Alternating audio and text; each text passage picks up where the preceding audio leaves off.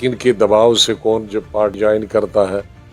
हमारी तो कोई दबाव से नहीं करता, ना हम किसी को पैसे देते, ना हम किसी को सिक्योरिटी। कौन मिलते हैं उनसे और कौन नहीं है, कौन उनसे पूछते जाता है और कौन नहीं पूछने जाता, कि उन्होंने पूछ के बनाए और कि उन्होंने नहीं पूछ के बनाए। मेरे तो आधी सिक्योरिटी मेरी ले ली थी।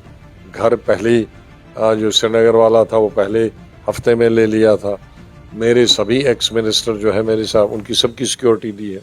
उसी से पता चलेगा किसके पास सिक्योरिटी है, किसके पास गार्ड है, किसके दी जाती है और किसको नहीं है। जिसको नहीं दी जाती है वो बीजेपी के साथ नहीं है, और जिनको ये तमाम सहूलियात है वो उनके साथ है। अब जिसको भी मुझसे खतरा लगेगा तो वो बयान देगा। ये भी एक खतरे की निशानी। मैंने पहले कहा ना कि हम जज के पास जा रहे हैं, वहाँ सबूत देना पड़ेगा किस पार्टी ने कितना काम किया।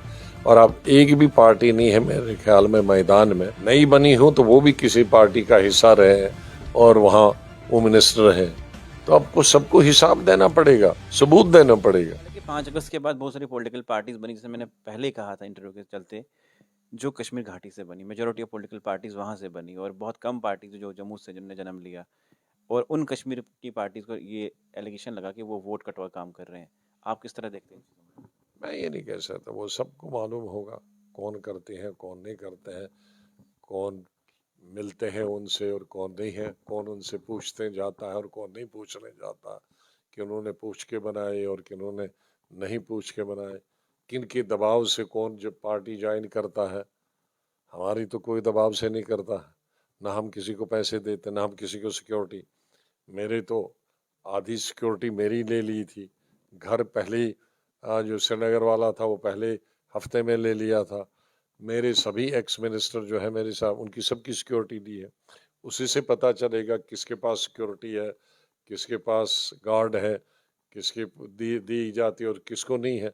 जिसको नहीं दी जाती है वो बीजेपी के साथ नहीं है, और जिनको ये तमाम सहूलियात है वो उनके साथ है। अब मुझे बताइए कि अपनी पार्टी का जो चीफ है अताब बुखारी साहब, वो हमेशा आप पे तंज कसते हैं, क्योंकि आप बयानबाजी करें या आप कुछ बयान देते हैं, हम उन पे तंज कसते हैं। क्या कोई पर्सनली कोई लड़ाई है या कौन कुछ करता? मैं तो कभी नहीं करता। अल्ताफ बुखारी साहब हर बयान पे आपके कोई ना कोई उनकी उल्टा बयान उनकी देते बात है। देखो, जिसको भी मुझसे खतरा लगेगा तो वो बयान देगा। ये भी एक खतरे की निशानी है। मैं तो किसी पर से, ना मैं फारूक साहब, ना बीजेपी, ना पीडीपी, ना उनसे उनसे मैं किसी को खतरा नहीं समझता हूँ। इंसान को अपनी ताकत पे भरोसा होना चाहिए। मैं क्यों नहीं दे। अब मुझे बताइए कि एक पार्टी जम्मू कश्मीर की जैसे भाजपा पार्टी है, वो दावा करती है कि अब की बार हम 50 से पार सीटें लेंगे। आप केंद्र में रह चुके हैं, आपने जम्मू कश्मीर की हालात को एनालाइज किया है। जब आर्टिकल 370 टूटा, आपने बहुत बड़ा लेक्चर वहाँ पे दिया, स्पीच दी कश्मीर जम्मू कश्मीर को लेके।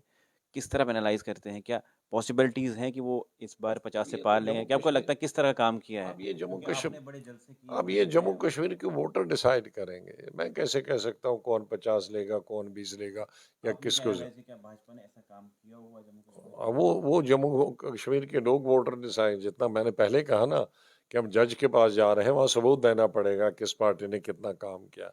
और अब एक भी पार्टी नहीं है मेरे ख्याल में मैदान में, जम्मू की हो या कश्मीर की हो या पूरी स्टेट की हो, जो पावर में नहीं रही। या तो इकट्ठे रही या कोलिशन में रही, या नई बनी हो या पुरानी।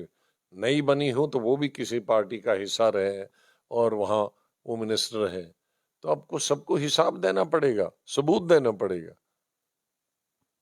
और उस सबूत के आधार पर मुझे लगता है कि जो सुप्रीम कोर्ट है, वो हमारे वोटर है, वो फैसला सुनाएंगे। चलिए, बहुत बहुत शुक्रिया। मेरे साथ थे गुलाम नबी आज़ाद, जो जम्मू कश्मीर का दावा नेता है, और क्या कुछ पार्टी को लेके उन्होंने कहा और किस तरह जम्मू कश्मीर की भलाई के लिए काम करेंगे। आपका क्या कुछ कहना है, क्या सोच विचार है, ज़रूर दीजिएगा।